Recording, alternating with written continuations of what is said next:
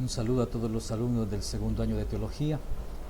Continuando con el curso de la teología paulina, después de haber estudiado el capítulo 5 de la carta a los romanos, vamos ahora a señalar algunos aspectos importantes de la teología. En primer lugar, decir que Pablo no ha escrito una obra sistemática donde de manera ordenada presente su pensamiento, sino que Pablo prácticamente ha desarrollado sus cartas respondiendo a necesidades concretas de las comunidades. En sus cartas Pablo desarrolla temas doctrinales, por una parte, es la parte doctrinal de la carta, y también exhorta a la comunidad de la parte parenética. Prácticamente casi todas sus cartas están divididas en esas dos grandes partes, una parte doctrinal al inicio, y cuando termina la doctrina comienza la parte exhortativa. Estos dos elementos explican por qué Pablo en sus cartas es capaz de mezclar elementos de la revelación con elementos del querigma primitivo, con enseñanzas de Cristo, interpretaciones del Antiguo Testamento, y luego también agrega su concepción personal del acontecimiento de Cristo. Incluso presenta sus propias opiniones personales, ¿verdad? Esto hace que las cartas de Pablo tengan distintos matices, y obviamente para poder interpretar cada una de las cartas hay que conocer estos matices, esta riqueza. Por otro lado, hay que entender que la teología paulina es parte de la teología del Nuevo Testamento. O sea, en el Nuevo Testamento tenemos la teología de los sinópticos, la teología de Juan, y tenemos también la teología de Pablo. Entonces, prácticamente la teología paulina se inserta dentro de la variedad de teologías que están presentes en el Nuevo Testamento. Ahora, el hecho de que haya una teología de los sinópticos, una teología de Juan, una teología de Pablo, no significa que sea imposible una teología de todo el Nuevo Testamento, ¿verdad? Porque no vamos a encontrar contradicciones entre Pablo y otros autores del Nuevo Testamento. ¿Por qué no hay contradicción? Porque simplemente los documentos del Nuevo Testamento atestiguan una sola fe en un solo Señor, un solo bautismo, un solo Dios y Padre de todos, como dice Pablo en la carta a los Efesios. Por lo tanto, una teología que explique esa única fe no es algo imposible. Ahora, cada exposición será distinta. El enfoque de los sinópticos es distinto del enfoque de Juan. El enfoque de Juan es distinto del enfoque de Pablo. Esto hace que toda la exposición de la teología del Nuevo Testamento tenga una variedad y riqueza. ¿Verdad? Allí tenemos que respetar los matices de cada uno de los autores del Nuevo Testamento. Hablando de la no contradicción en el Nuevo Testamento, es importante ubicar cronológicamente cada uno de los documentos para poder entender el contenido. Digo esto porque hay personas que consideran que hay contradicción entre la carta a los romanos, donde Pablo dice que la fe salva, y la carta de Santiago, donde dice que son las obras. No hay contradicción, los dos documentos son del Nuevo Testamento y no hay contradicciones. ¿Qué es lo que hay entonces? Es una continuidad. La carta a los romanos pertenece a una época de carácter querigmático. Pablo está anunciando el querigma. La comunidad de Roma está comenzando a vivir la fe. En cambio, la carta de Santiago ya es una carta de carácter eclesial y por lo tanto está hablando de la vida de la comunidad. Una comunidad ya evangelizada, ya organizada, estructurada, con testimonio de vida. Entonces, no hay contradicción, lo que hay es una continuidad, porque del enfoque de la carta a los romanos se tiene que pasar necesariamente al enfoque de la carta de Santiago. Y además son dos épocas distintas. La carta a los romanos la ubicamos más o menos en el año 52-54. La carta a Santiago ya es del año 70-80. Por lo tanto, son épocas distintas, distintos momentos del proceso. Entonces, ustedes tampoco nunca vayan a caer en el error de pensar que hay contradicción entre el enfoque de Paulino en la carta a los romanos, de que la fe salva, y el enfoque de Santiago, donde dice que las obras, muéstrame tu fe sin obras y yo por mis obras te mostraré mi fe. Es un enfoque eclesial, de la vivencia de la comunidad. Ahora, hay que procurar, cuando nos acercamos al pensamiento de Pablo, hay que procurar sistematizarlo en unos cauces que lleven verdaderamente a lo que el autor ha querido decir. En ningún momento se debe sistematizar su pensamiento desde enfoques que no presenten lo que él quiso decir. Para esto es importante el estudio detenido de los textos. Debo tener el texto, Segundo, debo tener el análisis gramatical y sintáctico. Tercero, debo tener el análisis de los recursos literarios y las figuras literarias que el autor utiliza. Ya esos tres elementos me ayudan a mí a poder entender lo que el autor quiere decir. Efectivamente, para sintetizar el pensamiento de Pablo se debe respetar sus categorías, teniendo en cuenta, oigan bien, los diferentes grados de afirmaciones y poder ubicarlas en el contexto en que Pablo los formuló, ¿verdad? Porque hay ocasiones que Pablo insiste en un aspecto en una carta y en otra carta ni siquiera lo toca. Un ejemplo, en la carta a los tesalonicenses Pablo insiste constantemente en la parusía del Señor, pero ya en la carta a los romanos, en la carta a los galetas no toca absolutamente el tema de la parusía del Señor. Entonces, ¿qué tenemos ahí? Tenemos un énfasis, hay diferentes grados de afirmaciones y eso también hay que descubrirlo y hay que saber respetarlo. Por lo tanto, todo estudio del pensamiento paulino debe tener un doble enfoque. Primero, una exposición descriptiva, ¿verdad? Tener los elementos suficientes, los recursos necesarios para poder analizar el documento, como se analizaría cualquier otro documento antiguo. Pero esto lleva luego a la exposición teológica normativa. Una vez que yo tengo el estudio del documento, entonces voy al aspecto teológico normativo, ¿verdad? Lo que la comunidad debe vivir según la enseñanza. Para poder definir lo que Pablo quiso decir al momento de escribir, hay que definir los destinatarios de sus cartas. Pero también pretendemos descubrir lo que significa su teología para el cristiano de hoy, porque efectivamente las cartas de Pablo, aunque fueran escritas hace ya varios años, su contenido sigue siendo actual. Su contenido sigue siendo actual. ¿Por qué? Porque la teología paulina es una exposición de la herencia bíblica inspirada que han recibido los cristianos. Y lo que se expone de la palabra de Dios en ellos conserva un sentido existencial para la fe de los hombres de hoy y de todas las épocas. Por eso se debe subrayar que el sentido de la fe para los hombres de hoy no puede ser algo diferente del sentido de fe de los hombres a quienes Pablo escribió. Por eso cualquier intento de interpretar a Pablo que no reconozca la radical homogeneidad que existe entre su sentido de la fe ahora y entonces, eso impediría transmitir el mensaje inspirado a los hombres de hoy. ¿Qué debe tener en cuenta una exposición de la teología paulina? Puede ser válida si averigua ante todo qué es lo que Pablo quiso decir. Y en este sentido, debe ser una exposición descriptiva. Descubrir lo que Pablo quiere decir, no lo que yo entiendo. Y oigan bien esto, cuando ustedes estén ya en el ambón predicando la palabra frente a una asamblea litúrgica, en ningún momento vayan a decir, hermano, yo entiendo que San Pablo quiere decir esto. A nadie le interesa lo que usted entiende. Lo que nos interesa es lo que Pablo ha querido decir. Y para poder encontrar lo que Pablo ha querido decir es necesario el análisis sintáctico morfológico, el análisis de carácter exegético del texto. Esa es la exposición descriptiva. ¿Qué medios se emplean para poder hacer el análisis o la descripción? El análisis o, como hemos dicho aquí, la exposición descriptiva. ¿Qué métodos? ¿Qué métodos podemos utilizar o qué medios? En primer lugar, la investigación psicológica, ¿verdad? Esto es aspecto científico, análisis científico, método científico. Afrontar el texto como que si fuera cualquier otro escrito del Nuevo Testamento de la Antigüedad. Está escrito en griego y por lo tanto hay que tener en consideración la cultura helenística, la influencia helenística en el mundo judío, la influencia helenística en el mundo cristiano. La investigación psicológica, luego hay que tener en cuenta la historia, la literatura, elementos históricos y literarios, unidos también a una empatía de la fe cristiana. Y este es el elemento novedoso que no se aplica a otros textos, sino solamente a textos de revelación. Entonces, la investigación psicológica se puede aplicar a las cartas de Pablo y a cualquier otro documento antiguo. La investigación histórica y literaria se puede aplicar también a las cartas de Pablo y a cualquier otro documento antiguo. Pero la empatía de la fe cristiana, solamente las cartas de Pablo, porque son documentos de fe.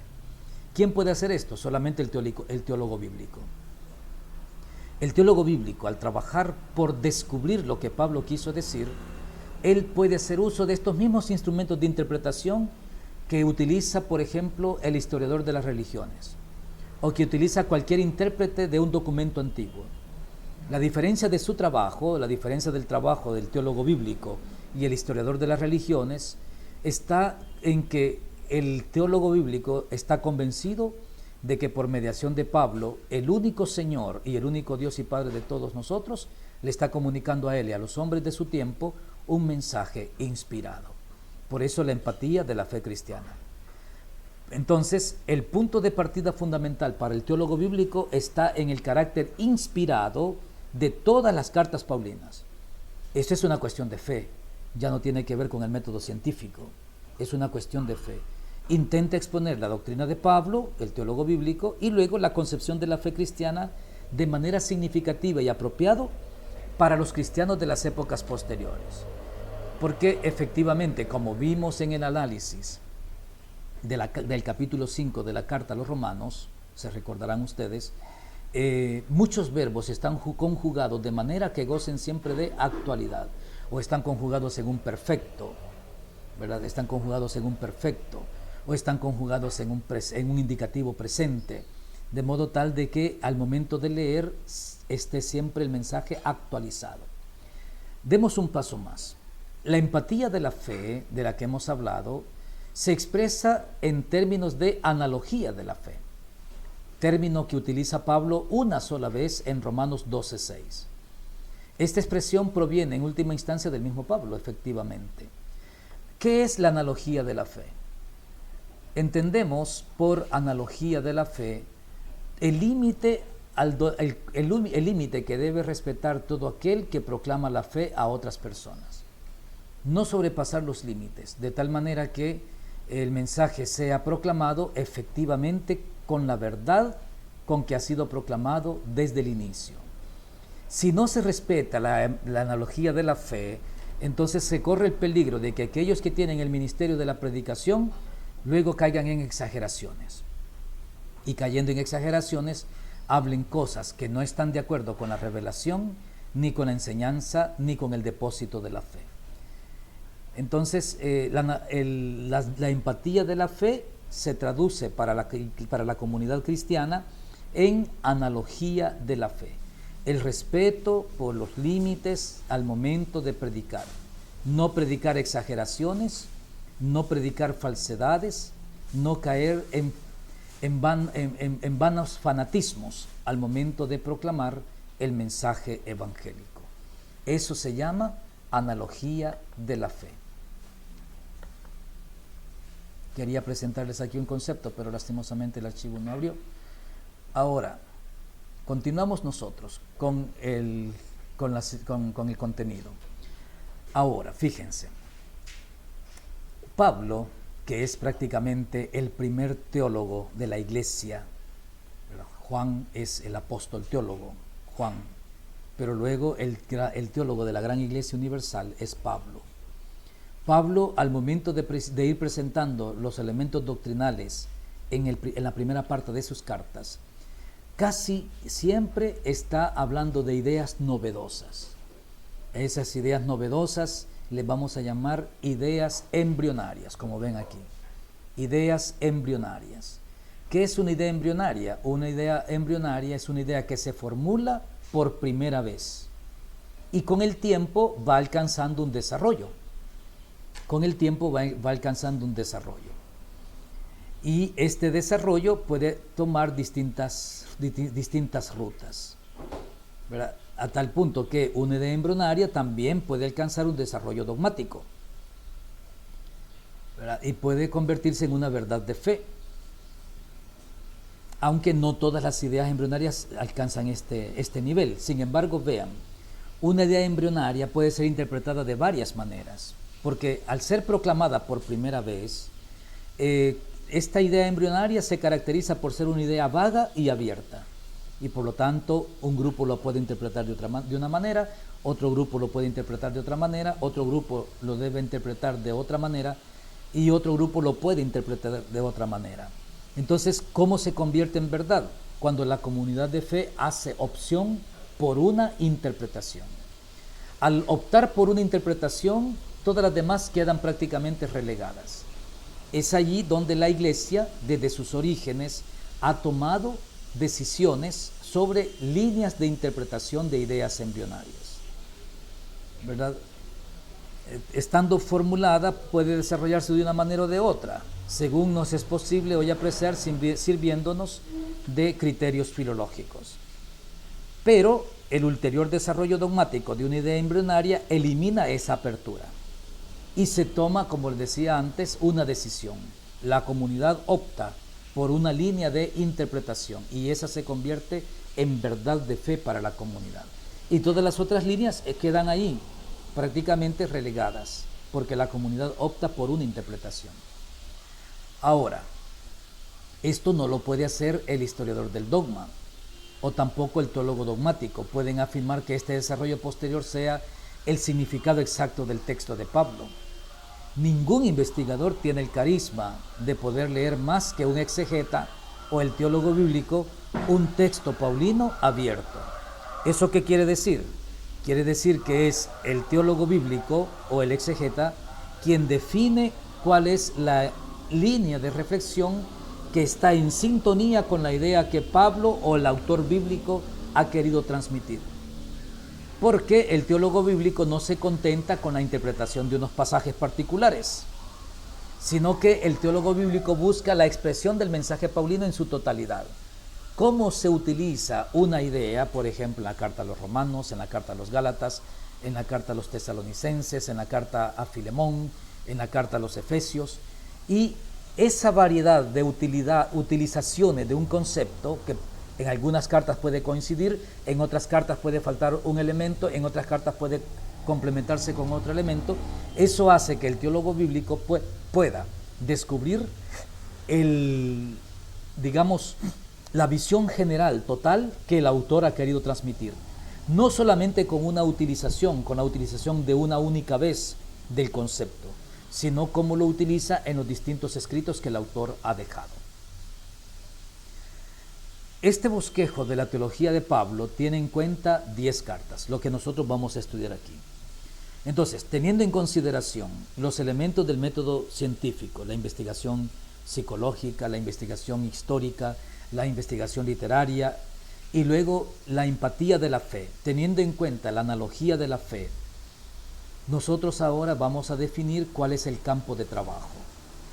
Y vamos a decir que el campo de trabajo está constituido por 10 cartas del cuerpo paulino. Dentro de esas 10 cartas queda excluida la carta a los hebreos, que constituye un problema aparte y no debe tratarse nunca como carta de Pablo. Y también queda excluido todo el material que presenta el libro de los Hechos de los Apóstoles sobre las enseñanzas de Pablo. ¿Por qué? Porque en los Hechos de los Apóstoles ya está la intervención del pensamiento de Lucas, su autor. Lucas es un gran fanático de Pablo y por lo tanto Lucas corre el riesgo de exagerar o poner a Pablo por encima de lo que realmente hizo y enseñó. Por eso dejamos al margen todo el documento del libro de los Hechos de los Apóstoles, toda la información que Hechos de los Apóstoles nos da de Pablo, porque ya está, digamos, entre comillas, alterado por la euforia de Lucas, el gran discípulo y admirador de Pablo. Y luego también vamos a ver con un poquito de recelo las cartas pastorales, o sea, las 2 cartas a Timoteo y la carta a Tito, porque plantean otro problema, el problema de la autenticidad, si realmente son de Pablo. ¿Por qué? Porque el ambiente eclesial que refleja las cartas a Timoteo y la carta a Tito pertenece ya a una época posterior al período en que Pablo realizó su tarea misionera. Si ustedes leen con atención las 2 cartas a Timoteo y la carta a Tito, hay un lenguaje evolucionado. Se habla de episcopo, se habla de diácono, se habla de presbítero, se habla de asamblea, ¿verdad? Eso significa que ya hay una vida eclesial. En cambio, cuando Pablo realiza su misión, todavía no hay una vida propiamente eclesial. Las comunidades comienzan a organizarse. Entonces muchos autores sostienen que las cartas pastorales en realidad no son de Pablo, que se escribieron después del año 66, cuando Pablo ya había muerto. Vamos a distribuir las cartas de Pablo en 3 grupos cronológicos, según más o menos, de un modo aproximado, los tiempos en que fueron escritos. El primer grupo la vamos a llamar las primeras cartas de Pablo.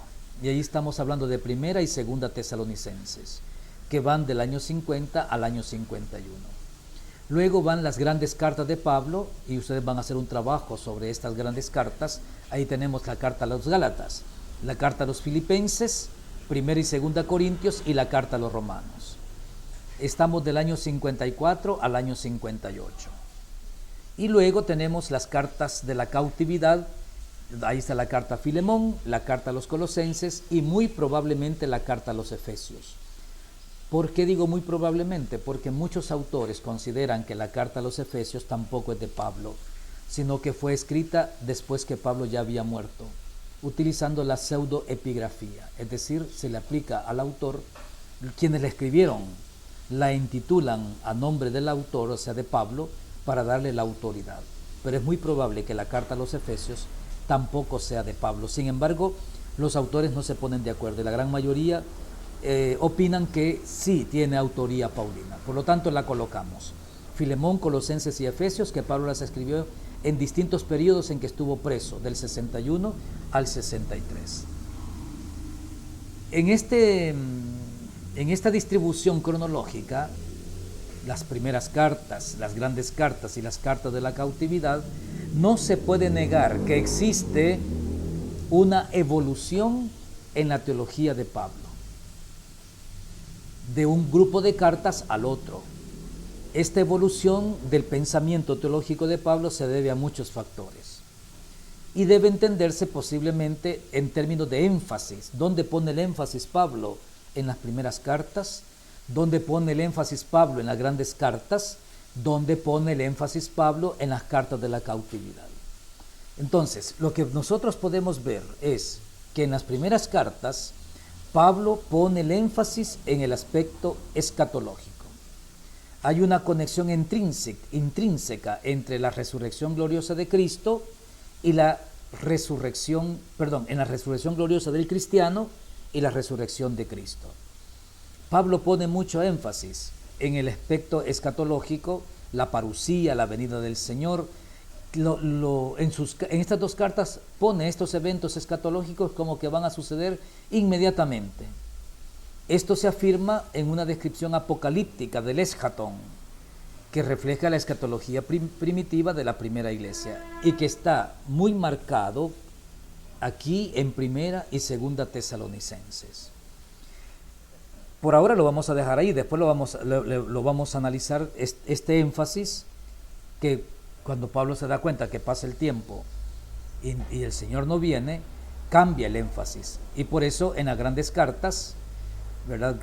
Gálatas, Filipenses, Primera y Segunda Corintios, la carta a los Romanos, aquí en estas cartas, en las grandes cartas, el énfasis se desplaza del aspecto escatológico donde lo puso en las primeras cartas, lo desplaza al evento pascual de Cristo, ¿verdad? Hacia una conexión más estrecha entre la pasión, muerte y resurrección del Señor, y relacionar esta Pascua de Cristo con la salvación del hombre. Entonces ya no se trata de la resurrección gloriosa del cristiano y la resurrección de Cristo. Ahora se trata de la muerte, de la pasión, muerte y resurrección de Jesús y la salvación del hombre. Por medio de la pasión, muerte y resurrección, Cristo se convierte en una fuerza, dunamis, que produce en el creyente cristiano una nueva vida. Y esta nueva vida le asegura la resurrección y la vida con Cristo.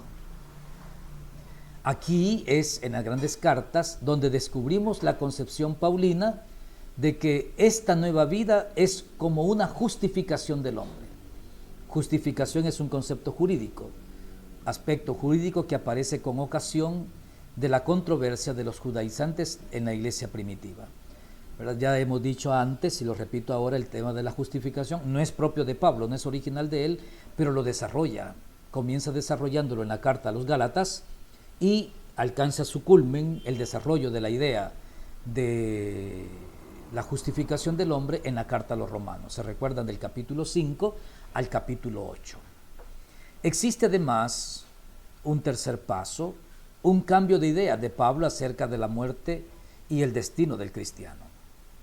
lo encontramos en 2 Corintios 5, 16, 21. Para pasar luego a las cartas de la cautividad, y aquí de nuevo Pablo cambia completamente su enfoque. Pablo está ya mayor, adulto, está anciano, ya ha vivido la experiencia de la misión, de las 3 viajes misioneros, ha vivido la experiencia de la conversión de los cristianos, la alegría, las alegrías y las tristezas con la comunidad de Corinto, con la comunidad de Galacia. Y entonces Pablo, aquí ya en la última etapa, ya adulto, crecido, maduro en la fe, llega a una concepción más plena de Cristo resucitado, en el sentido de que él confiere a la historia del hombre una plenitud y una dimensión cósmica. Aquí llegamos nosotros a la dimensión cósmica del querigma, del cual antes no se había ni sospechado. Esto quiere decir que no solamente el universo está referido a esta visión cósmica de Cristo, sino la misma iglesia. La misma iglesia. Entonces, con esta delimitación del pensamiento de Pablo, prácticamente nosotros entramos ahora al estudio de todos aquellos elementos que han dado origen al pensamiento paulino, todos aquellos elementos que han enriquecido a Pablo para que él nos enriquezca a nosotros con la herencia espiritual que nos ha dejado de sus cartas. Vamos a ver ahora el trasfondo del pensamiento paulino. Lo que nosotros vamos a estudiar en este apartado son los 5 factores que han influido en la teología de Pablo. De estos 5 factores no todos tienen la misma importancia, pero sí van prácticamente progresivas, de la más elemental a la más desarrollada. La más elemental tiene que ver con el inicio de la vida de Pablo. Pablo nace de una familia judía, de la tribu de Benjamín, pero nace en la diáspora. Nace en Tarso, una ciudad importante, ¿verdad?, de origen griego, fuente de mucho trabajo intelectual, académico y también fuente de filosofía.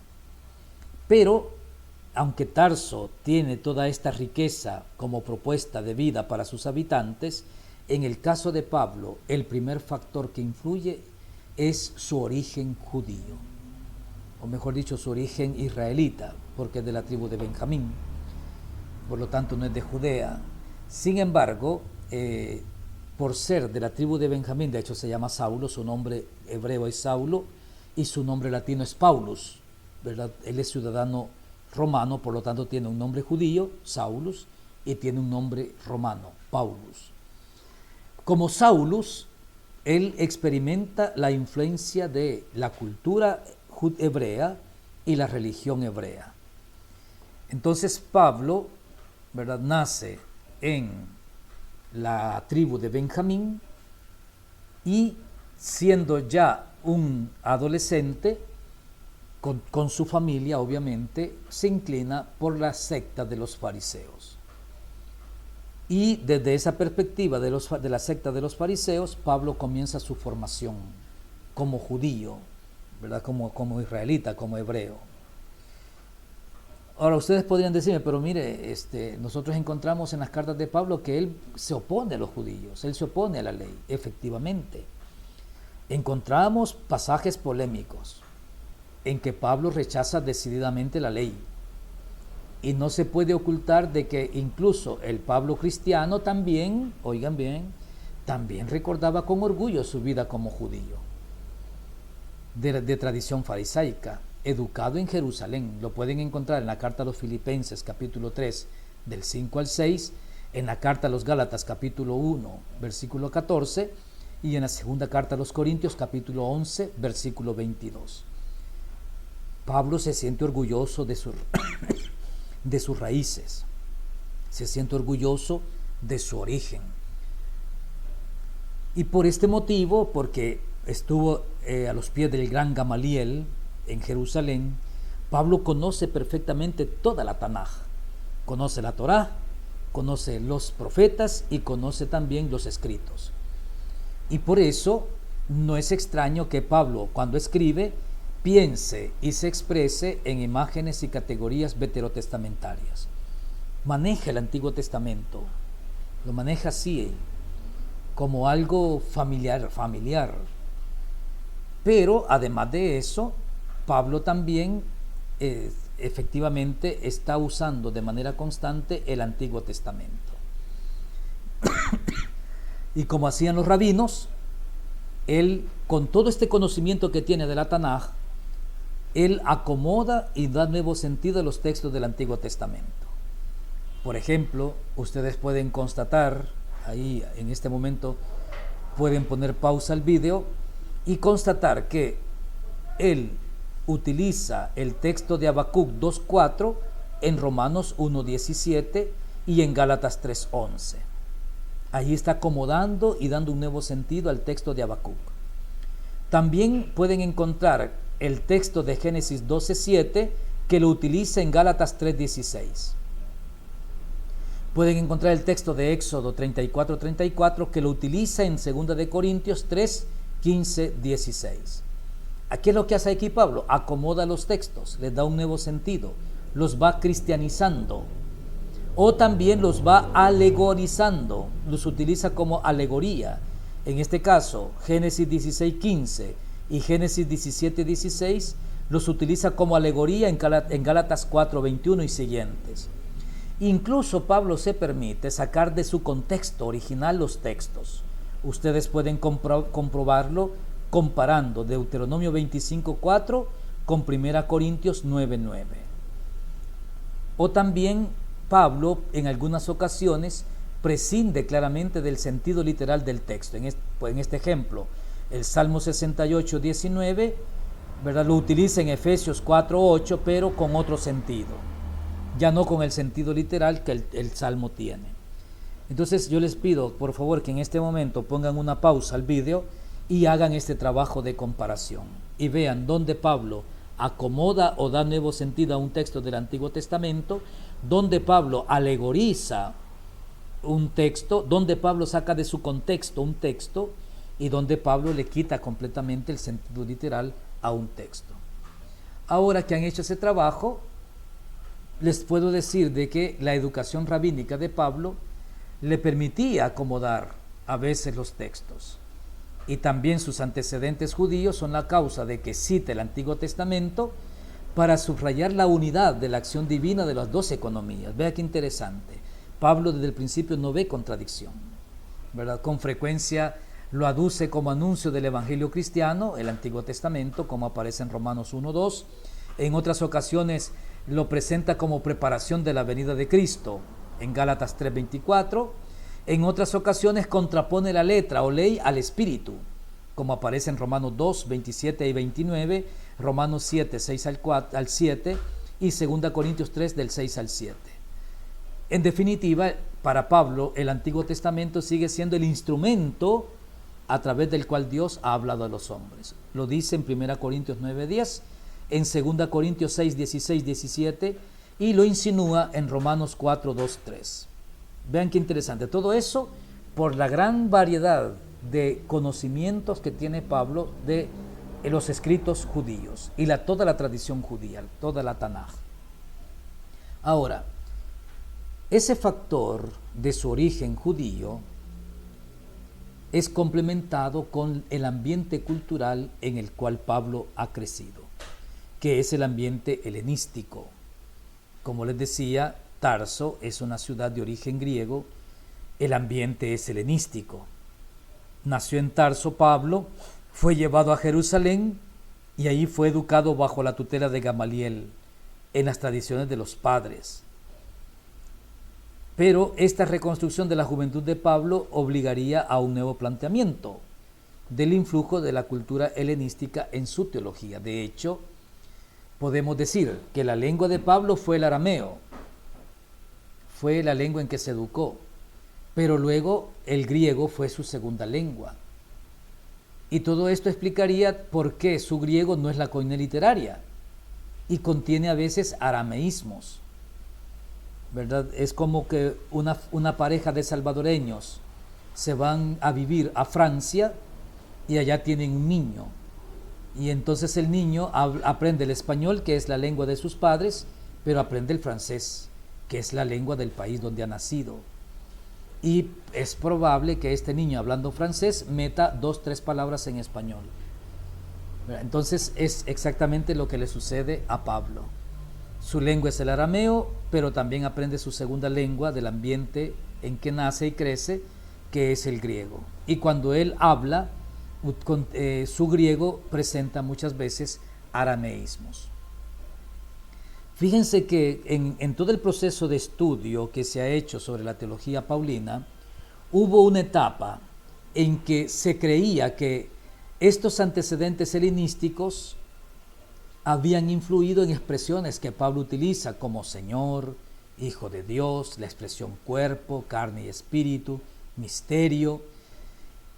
Y también se creyó que se podía imputar al gnosticismo helenístico que Pablo empleara conceptos como Adán y hombre, o el mito del Redentor, o la preexistencia, o la instrumentalidad de la creación. Y efectivamente muchos estudiosos se fueron por esta línea. Lo que después se descubre y se define es que en realidad hoy se puede demostrar que muchos de estos conceptos, Señor, Hijo de Dios, cuerpo, carne, etc., eran conceptos ya corrientes en el judaísmo palestinense del siglo I, que ya estaba influenciado por el pensamiento helenístico. Recuerden que antes de Cristo, por lo menos 150, 200 años antes de Cristo, el mundo helenístico invadió la cultura hebrea y los hebreos se adaptaron a ciertas prácticas de carácter helenística cuando el gran Alejandro Magno conquistó toda Palestina, ¿verdad? Y dejó en Jerusalén al encargado, que era Antíoco IV Epifanes.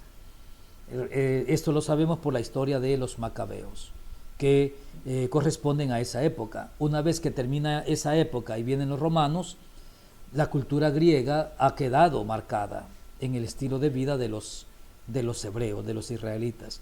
Y no solamente la cultura, sino también el lenguaje. Entonces, lo que hoy se puede decir efectivamente es que estas expresiones, Señor, Hijo de Dios, cuerpo, carne, espíritu, misterio, etc., ya son parte del lenguaje común del judaísmo palestinense. Pablo vivió aproximadamente unos 10 años en un clima helenístico. Y después de su encuentro con Cristo camino a Damasco, y antes de su primera misión, entonces Pablo vuelve nuevamente a centros culturales de carácter de origen helenístico: Damasco, Tarso y Antioquía. Un detalle interesante, curioso, simpático, es que fíjense, mientras que Jesús en los evangelios, especialmente en los sinópticos, utiliza parábolas con imágenes de carácter campesino, ¿verdad? Salió el sembrador a sembrar, o un hombre sembró buena semilla en su campo y un enemigo sembró cizaña. Son imágenes campesinas. Pablo no. Pablo utiliza imágenes propias de una cultura urbana y específicamente helenística. Fíjense, Pablo se sirve de la terminología política de su tiempo. Lean estos textos: Filipenses 1:27, Filipenses 3:20, Efesios 2:19. Allí van a encontrar términos políticos de la época de Pablo. También Pablo hace referencia a los Juegos Olímpicos griegos: Filipenses 2:16, 3:14, 1 Corintios 9:24-27, 2 Corintios 4:8-9. No es extraño porque Pablo hable de la carrera, de la corona, etcétera, etcétera. También emplea términos comerciales en Filemón versículo 18, en Colosenses 2:14, y también emplea términos de carácter jurídico propio de la época en Gálatas 3:15, en Gálatas 4:1-2 y en Romanos 7:1-3. Habla del comercio de esclavos del mundo griego, ¿verdad? Que recuerden que todavía en esa época el régimen económico era esclavista. Entonces, en 1 Corintios 7:22 habla de este régimen, y en Romanos 7:14. Como también es interesante que Pablo toque en algún momento las celebraciones helenísticas en honor al emperador, como aparece en 1 Tesalonicenses 2:19. Ustedes, por favor, vayan leyendo estos textos para corroborar la información que les voy dando. Llegamos al tercer factor. El tercer factor que ha influido el pensamiento de Pablo es precisamente el encuentro con Cristo camino a Damasco. Muchos hablan de conversión. Pablo mismo habla de revelación. Y es que la teología paulina se ha visto influida por esta experiencia que Pablo tuvo camino a Damasco. Aquí nace su fe en Cristo resucitado como Hijo de Dios. Esa fe nace y crece a partir de esta experiencia. No se trata de una conversión, sino que más bien se trata de una revelación. Se trata de una revelación. El mismo Pablo habla de esta experiencia como una revelación del Hijo de Dios que le ha concedido el Padre. Lo dice en Gálatas 1:16. Ustedes lo pueden comprobar. En esta revelación lo que sucede es que Pablo ve a Jesús el Señor. Esta revelación del Señor de la gloria crucificado es el acontecimiento que hace que Pablo el fariseo no solamente se convierta en apóstol, sino que esta revelación hace que Pablo se convierta en el primer teólogo cristiano. Solo hay una diferencia entre los 12 y Pablo. Es que la revelación de Pablo y la experiencia la ha vivido después de Pentecostés. Cristo ya ha resucitado, ya ha ascendido al cielo. El encuentro de Pablo es con el Cristo resucitado. Y efectivamente, más tarde Pablo hablaba, refiriéndose a esta experiencia del momento en que había sido tomado por Cristo Jesús. Lo dice en Filipenses 3:12, y una especie de necesidad lo impulsó a predicar el Evangelio. Ay de mí si no predico el Evangelio. 1 Corintios 9, 15, 18. Pablo compara esta experiencia vivida camino a Damasco, recuerden que queda ciego, con la creación de la luz por Dios. Porque dice en 2 Corintios 4, 6, de la tiniebla brille la luz. Es el que brilló en nuestros corazones para resplandor del conocimiento de la gloria de Dios en el rostro de Cristo.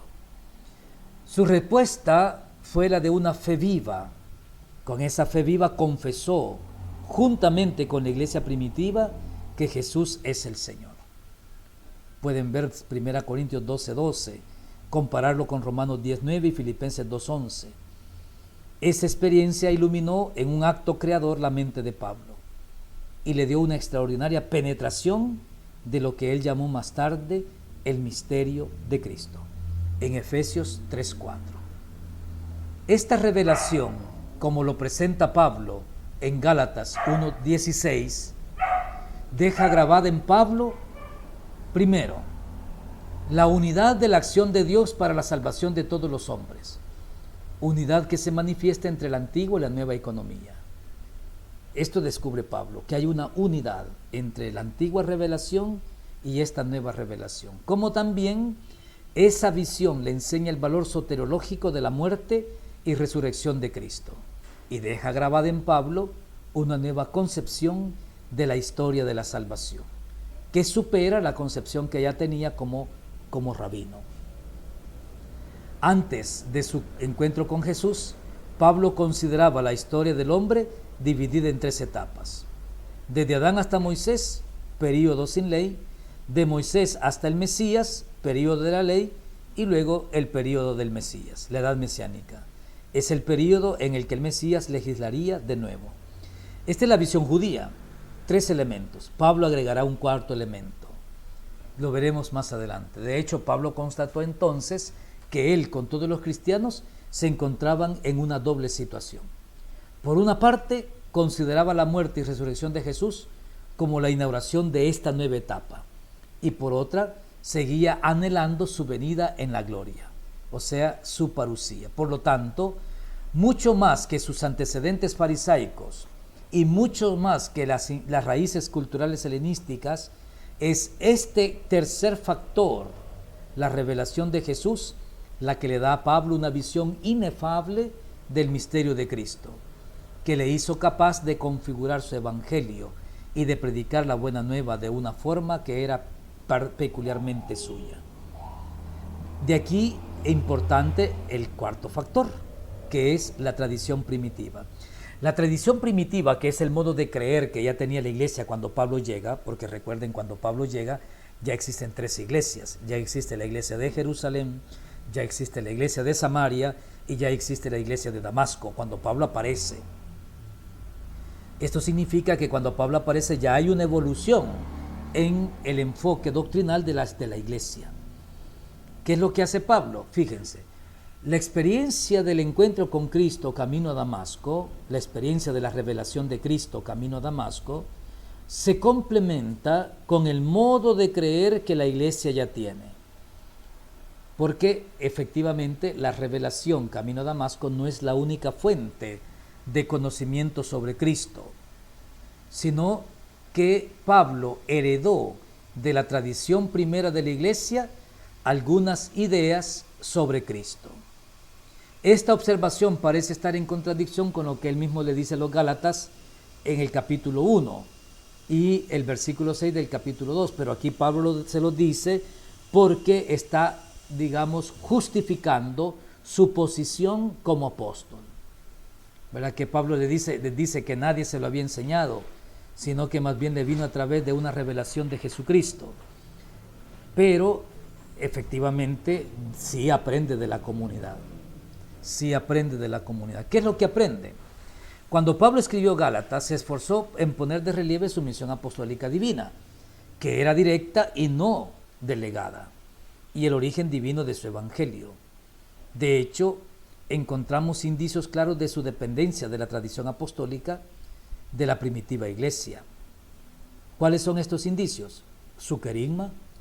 El querigma que Pablo presenta no es solamente fruto de la experiencia camino a Damasco. Este querigma es prácticamente el mismo querigma que está proclamando la iglesia. Su liturgia, sus signos, sus fórmulas de confesión, su terminología teológica, incluso su manera de exhortar, lo aprende también de la comunidad primitiva. ¿Y esto cómo lo podemos constatar nosotros? Muy sencillo. En las cartas de Pablo podemos encontrar fragmentos del querigma primitivo. 1 Tesalonicenses 1:10, Gálatas 1:3-4, 1 Corintios 15:2-7, Romanos 1:2-4, Romanos 2:16, Romanos 8:34 y Romanos 10 del 8 al 9. Allí encontramos fragmentos del querigma primitivo. ¿Quién enseñó este querigma a Pablo? La comunidad primitiva. También Pablo incorporó elementos de la primitiva liturgia, ¿verdad? Por ejemplo, la fórmula eucarística, que posiblemente es de origen antioqueno, en 1 Corintios 11, 23, 25. Cuando Pablo le dice, yo les transmito a ustedes lo que a mi vez yo recibí, que Jesús, antes de morir, tomó pan, etcétera, etcétera. Pero la fórmula eucarística. También en el ambiente litúrgico, Pablo ha incorporado plegarias como Amén, Maranatá, Abba, que encontramos en sus cartas. Ahí ustedes tienen los textos. También Pablo ha incorporado doxologías que no las conoció en el momento de la revelación de Cristo, sino que las ha aprendido de la iglesia primitiva. Y también Pablo ha incorporado himnos. Ustedes pueden ver todos estos textos para corroborar lo que les estoy diciendo. Y dentro de todos los elementos importantes son las fórmulas de confesión, porque estas fórmulas de confesión son un eco de las que se hacían en la primitiva iglesia. Una fórmula de confesión, Jesús es el Señor. Otra fórmula de confesión, Jesús es el Cristo. ¿De dónde las aprendió? De la comunidad primitiva. Como también recibió en herencia un cierto número de términos teológicos. El título de Kyrios, Uyuteu, Tuteu, Hijo de Dios, apóstol, baptisein, Iglesia de Dios. Todos estos términos los ha recibido como herencia de la comunidad primitiva. Y por último, ciertas partes exhortativas de sus cartas dan a entender, por la terminología que emplea, que Pablo está haciendo suyo un material parenético y catequético que no es original suyo, sino que lo ha extraído del uso corriente. Ahí pueden ver 1 Tesalonicenses 4:1-12, 1 Corintios 6:9-10, Gálatas 5:19-21, Efesios 5:5-21. Además de esto, se dan casos en que Pablo llama la atención explícitamente sobre el hecho de estar transmitiendo lo que él ha recibido para lambano. Lo pueden corroborar ustedes en 1 Corintios 11, 2 y 23, 2 Tesalonicenses 2:15, 2 Tesalonicenses 3:6, 1 Corintios 15, 1 y 3, Primera Tesalonicenses 1:13, Gálatas 1:9, 1:12, Filipenses 4:9, Romanos 6:17. Efectivamente, Pablo utiliza el lenguaje técnico de la tradición, en latín tradere, equivalente al de las escuelas rabínicas, misar le, transmitir a, kibel min, recibir de. Pablo apela, utilizando esta terminología técnica, apela a las costumbres de las iglesias, de ir transmitiendo, y recomienda fidelidad a la tradición. Aquí comienza a desarrollarse el concepto del depósito de la fe. Entonces, en latín es tradere, transmitir, de ahí viene tradición. Los judíos también tenían la costumbre de transmitir, ¿verdad? Lo que se llama la parádosis, la transmisión, la parádosis. Pablo hace parádosis, ¿verdad? De paralambano, transmite. Otra faceta de la dependencia de Pablo con respecto a la tradición de la iglesia primitiva se ve en su conocimiento de lo que Jesús hizo y enseñó.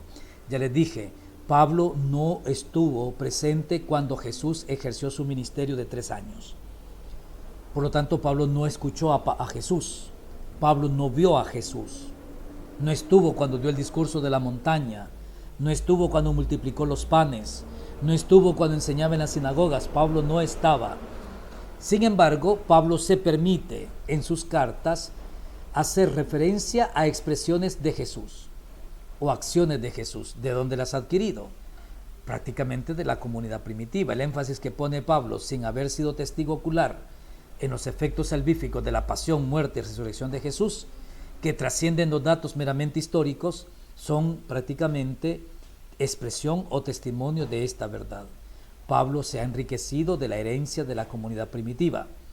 Es cierto que en ocasiones alude a Jesús o cita algún dicho de Jesús. Ahí tenemos una serie de citas.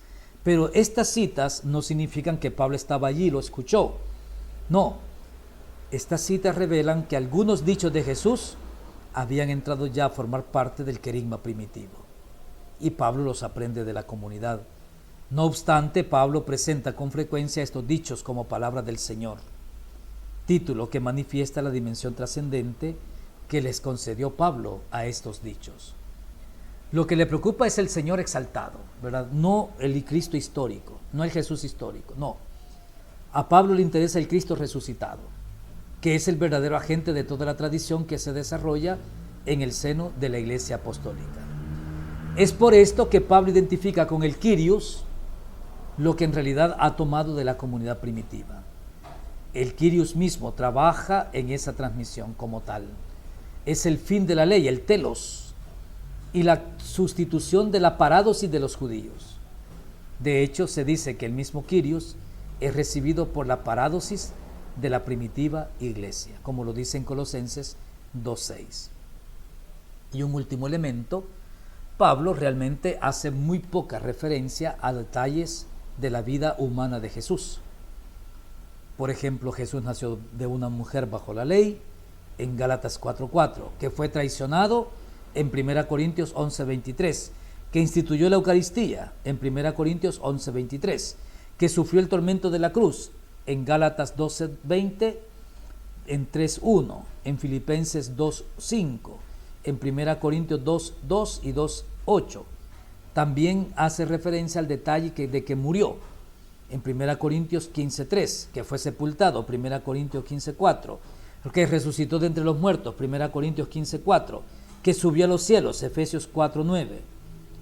Y parecería ser que en 1 Timoteo 6:13, aunque ya dijimos que estas cartas posiblemente no son de Pablo, hace alusión al testimonio de que Jesús estuvo ante Pilato.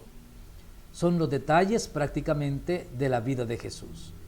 Estos rasgos de las cartas de Pablo nos dan a entender que su información provenía de las tradiciones de las primitivas iglesias. La iglesia de Jerusalén, la iglesia de Damasco y la iglesia de Antioquía. Incluso recuerden ustedes que Pablo hizo visita a Jerusalén, donde estuvo 15 días con Pedro, lo dice en Gálatas 18. Y esto confirma esta suposición de que Pablo ha adquirido de los apóstoles y de la comunidad primitiva el conocimiento de palabras y acciones de Jesús. En todo caso, esta información recibió siempre la importancia de la visión y del enfoque personal de Pablo. Llegamos a la quinta y última influencia. Es la experiencia apostólica de Pablo. Pablo ya era un docto, hablaba el arameo, el hebreo y el griego. Es un maestro de la ley, conoce prácticamente toda la Tanaj antigua, pero este elemento le va a ayudar a tener una visión mucho más amplia, tanto del mundo como también de la salvación. Es esta experiencia apostólica de Pablo la que le abre a la visión de la dimensión universal de la salvación. Pablo va fundando iglesias a través del Asia Menor y llega incluso hasta Europa.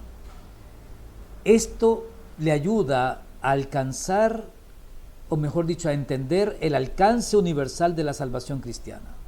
Se le fue aclarando poco a poco, debido a este trabajo constante con los judíos que rehusaban aceptar su mensaje y su experiencia de que los gentiles sí aceptan el mensaje de salvación. Fíjense, desde sus cartas más tempranas se manifiesta consciente de la situación de privilegio que tienen los judíos en el plan divino de salvación. Son los privilegiados. Pero luego en las cartas de la cautividad, en la última etapa, Pablo formula por primera vez el estatuto de judíos y gentiles con respecto a la iglesia y a su estrecha relación con Cristo, que en ese momento es el cosmocrator, el creador del cosmos, por aplicar a Cristo un título adecuado, aunque no es paulino. Todo lo que Pablo recibió en herencia del mundo judío, en herencia del ambiente helenístico, griego, del encuentro con Cristo, ¿verdad? Y la revelación y lo que extrajo de la tradición de la iglesia primitiva y de su experiencia misionera personal, fue transformado de manera inigualable por la visión del misterio de Cristo que adquirió camino a Damasco. Y vamos ahí prácticamente a quedarnos para que la próxima clase, que ya será presencial, podamos entrar en los elementos de la soteriología de Pablo. Estudien este material, que es material de examen.